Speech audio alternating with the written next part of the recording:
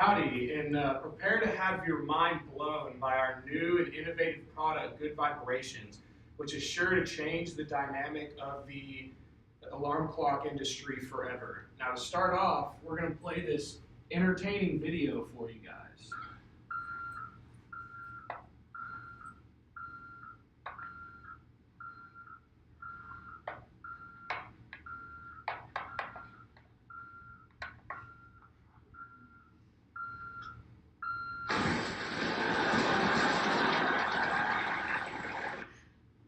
All right, now with that, I know all of us have felt like that before in the morning. Whenever you wake up, you just feel like, man, you just got hit by a truck. It's just horrible. But with our new product, waking up and just feeling like you haven't gotten any good sleep is now over.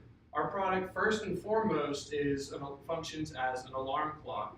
And with our prototype here, you can see with the size, it's small enough to where you insert it in the pillowcase of your pillow like so, and when you lay your head down on it, you will not feel that it's in there. Now, to wake you up in the morning, it gives off a subtle vibration that's enough to be able to wake you up in the morning and not disturb anybody around you or make you feel like you didn't get any rest. Secondly, it functions as a sleep tracker. Now for this function, it tracks your sleep and gets your REM cycle, because what makes you feel in the morning like you didn't get any sleep is that you're woken up in the middle of your REM cycle or deep sleep. So our product tracks your sleep so that it knows when exactly to wake you up when you're no longer in your REM cycle and you're transitioning from one to the other. And lastly, it functions as a sound machine. And now, with the sound machine function, it provides all your favorite sounds such as a rainstorm or wind or a campfire that'll help you get to sleep at night so that you will be able to go to sleep faster and be able to get a better rest. And now I'm going to pass it off to Michael here, who's going to talk about our unmet need. Thank you so much, Caleb. Howdy, everyone. Now, how many of you have ever had to live in a dorm or share a room with anyone? Yeah, me too, and I think you can all attest to what I'm saying when I claim that the mornings can be a very annoying time when you have to share a room with someone. That's because, let's say for instance, your roommate has a class at 8 a.m., but you don't have class until 2 p.m. You're still going to wake up at 7 a.m. when their alarm goes off. However, with our product, Good Vibrations, this will not be a problem anymore. Due to the fact that instead of a loud, annoying sound waking you up, it's a nice, subtle vibration, so only the person that's intended to wake up will. Through primary research, we wanted to figure out just how valuable a good night's sleep was to our potential customers. We asked them to rate on a scale of 1 to 5 how valuable they thought a good night's sleep was, and a whopping 77% of them claimed 4 or above. Now this puts a huge emphasis on just how much people really do care about their sleep. However, only 27% of those same people said they owned a device that tracks their sleep. That's a 50% difference from those who said they really care about getting a good night's sleep. And we think that our product, Good Vibrations, can really help those 50% by giving them a piece of technology that can track their sleep, therefore improving it. We also want to figure out how many of our potential customers use their phone as an alarm clock. As you can see here through our primary research, we found that nearly 80% of them do so. However, through our secondary research, we figured out just how bad of a habit this can be. This is due to the fact that your phone emits what's called blue light. Blue light is a type of light that restrains your brain's ability to produce the hormone melatonin. Melatonin is referred to as a sleep hormone because it's what's responsible for making you feel drowsy at night. However, when your brain sees this blue light being emitted, it doesn't feel the need to start producing melatonin, therefore inhibiting your ability to fall asleep when you really want to. Also, through primary research, we found that nearly half of people said they that they check their phone 2 or more times after getting in bed. However, with our product, you will no longer have the need to have your phone anywhere near your bed because you're not using it as an alarm clock anymore. Now I'm going to hand it off to my associate Alex to talk about some of the competition in our market. Thanks, Michael. So with a product as popular as ours, we are bound to have lots of competitors. First of all, one of our main competitors is the alarm clock industry. Some really popular brands of alarm clocks include the iHome or the Electro Home Projection alarm clock, and these are the pictures of up here. So some advantages of alarm clocks, they're pretty simple to use, figure out how to work. Usually just set whatever time you want to wake up at, and they're really reliable. Most of them are also battery charged, or you just simply plug into a wall. Um, However, some disadvantages. Alarm clocks can be loud, and studies have shown that waking up to alarm clocks every morning can cause an increased heart rate and blood pressure over time, negatively affecting your health. And this is because alarm clocks, the way they abruptly and loudly wake you up, for some reason, increases your blood pressure and heart rate. Um, Also, they can be quite bright, like as you can see here, the projection alarm clock, that can wake you up in the middle of the night. So yeah, those are our first competitors. Our second competitors are Apple products. And when I talk about Apple products, I'm talking about the Apple Watch and iPhones. So with Apple Watch, they're pretty cool, nifty. They can track your health and sleep, and they can also function as an alarm clock by vibrating in the morning to wake you up. However, as those of y'all who own Apple Watches know, that you have to charge your Apple Watch every day. It only has an 18-hour battery life, so most Apple Watch users will charge them at night because that's when you're not using it as a watch. So how is the Apple Watch supposed to wake you up in the morning when it is not on your wrist? And then with iPhones, we have this kind of same problem as alarm clocks. They can be loud and abruptly wake you up. Also, as Michael talked about, they emit blue light, and having your phone right by your bed can really tempt you to keep checking it in the middle of the night, actually inhibiting your sleep cycle. Next we have the Fitbit, and this is a pretty big competitor of ours because they can track your sleep and also function as a vibrating alarm clock like the Apple Watch.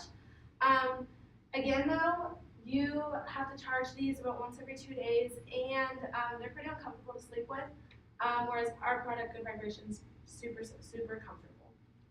And then our last competitor are sound machines. Some popular brands of sound machines include Conair and Marpac. Some advantages of these include the fact that they can emit lots of different kinds of noises usually, but disadvantage-wise, that's their only function. They can't really do much else. Also, studies have shown by the American Academy of Pediatrics that most sound machines actually overseed the recommended sound limit of the amount of decibels like humans should be hearing every morning. So our product, Good Vibrations, will not exceed that sound limit so that it is safe to listen to. So overall, our competitive advantage, our product, Good Vibrations, emits smooth, gentle vibrations to wake you up so you don't abruptly and loudly get up in the morning. Our product has really long battery life. We recommend you charge about once every 2 weeks, just depending on how often you use our product. Our product is very comfortable. You will not notice it. That is guaranteed. It's just like your normal sleep every night. And lastly, the main big competitive advantage of Good Vibrations is that it combines 3 functions into one. As Caleb talked about at the beginning, acts as an alarm clock, a sound machine, and a sleep tracker. So now I'm going to hand it over to McKenna to talk about our variables. Thank you, Alex. So now I'm going to take you all through the variables that we use to segment our market. And so to start, our demographic variables that we use to segment our market was age and income. And as for age, we have chosen to target those aging 18 to 24 because as you can see, this was our largest group of survey participants. And as for income, we have chosen to target those making $50,000 or higher because we fear that below this point, people would not be willing to spend their discretionary income on our product. As for geographic variables, through research, we have found the 5 major cities where our age group are tending to settle, and these cities are San Francisco, LA, Denver, Miami, and New York City. As for the psychographic variables, we have chosen an individual who is tech savvy because yes, you do control our product from an app, so you do need a basic knowledge of technology. And we are also targeting those who are travelers because these are people who are busy, on the go, and need something small that can be put in a carry-on bag. And also we are targeting students and roommates because just like travelers, these are people who are busy, on the go. And lastly, we are targeting those who are health conscious because we need somebody who is going to benefit and value the health benefits that our product has to offer. Lastly, the behavioral variables that we chose to target our market by, we chose to segment it by usage rate. And so we are looking for somebody who will use this every single day and who doesn't use an alarm clock most every single day. So now I'm going to pass it off to Gavin to discuss our market size estimation. Awesome, thank you, McKenna. So as she said, I'm gonna tell you guys about our market size estimation. We chose these 5 cities because not only are they urban areas, but they also have a large population of young adults age 18 to 24. So first I want to talk about New York City. The reason we chose this city is because it has the largest number of young adults age 18 to 24 in the United States. Not only that, but there are over 25 universities in the heart of downtown New York City. This means that there are roommates, and that is one of our key factors for our product. I'm gonna move on to Miami. Miami, it has 10% of their population is aged 18 to 24, and this means that it's a great place for us to bring our product to. Now, just like New York City, there are tons of colleges in Miami, about 25 within 10 miles. But one of them is University of Miami, which has about 30,000 students. And I just want to clarify that we're not only targeting roommates or college students, but they'll make up a large factor of our market size estimation. We're going to move on to Los Angeles. Los Angeles is the second largest city for young adults to live in. And just like the first 2 cities, there are tons of colleges, about 22 within the heart of downtown LA. Now, we're not just targeting these college students, but also in LA, there are people moving there to work in acting. Now, these people that typically don't have a month-to-month income, they don't know where the next paycheck's coming from, so they're also going to have roommates. We're going to move on to San Francisco. Now, San Francisco is a very expensive city to live in, which means that they're probably going to have roommates. But not just that, these people are very technologically savvy because they're 30 minutes from the tech capital of probably the world in Silicon Valley. We're going to move to Denver. Denver, I don't know if you guys know this, but it's also a very big tech capital of the United States. It's becoming more and more. And then also, what I didn't know before this was that Denver has the 6th busiest airport in the world. And so if you look at all 5 of these cities, they all have a large number of airports. So our total market size estimation is 1,363,100. We got this by taking 50% of every single city. I'm going to hand it over to Michael to finish it off. Thank you. Now, Sharks, don't you want to wake up happy and energized every single day like this man? Well, with our products, you can. That's because Good Vibration takes all these great technologies and consolidates into one convenient piece of technology that you can use every day. And as you all learned in Management 363, sleep deprivation is one of the away from work stressors which can take away from your productivity. Now, Sharks, you have a choice. Do you want to invest in the future of waking up or be stuck in the annoying past of alarm clocks? Thanks, and Giga. Oh, we can just crop it off.